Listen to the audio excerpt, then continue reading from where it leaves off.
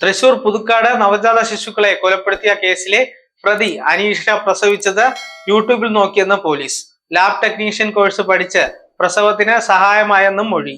ശുചിമുറിയിലാണ് അനീഷ പ്രസവിച്ചത്. ഗർഭാവസ്ഥ മറച്ചു വെച്ചത് വയറ്റിൽ തുണി കെട്ടിയെന്നും അനീഷ പോലീസിനോട് പറഞ്ഞു. തെളിവെടുപ്പിനിടെ അനീഷ കുറ്റസമ്മതം നടത്തി. കുഞ്ഞുങ്ങളെ കുഴിച്ചിട്ട സ്ഥലത്തേക്ക് ഫോറൻസിക് വിഭാഗം പരിശോധന നടത്തും. 2 കുഞ്ഞുങ്ങളെയും അനീഷയാണ് കൊലപ്പെടുത്തിയതെന്നാണ് എഫ്ഐആറിലുള്ളത്. അനീഷയുടെ അറസ്റ്റ് ഇന്നലെ രേഖപ്പെടുത്തി.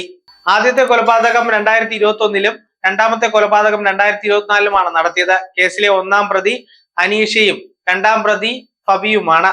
2021 നവംബർ 1-നാണ് ആദ്യ കൊലപാതകം നടന്നത്. കുട്ടി ജനിച്ചതിന് പിന്നാലെ അനീഷ കുട്ടിയുടെ മുഖം പൊത്തിപ്പിടിച്ച് കൊലപാതകം നടത്തുകയായിരുന്നുവെന്ന് എഫ്ഐആറിൽ പറയുന്നു.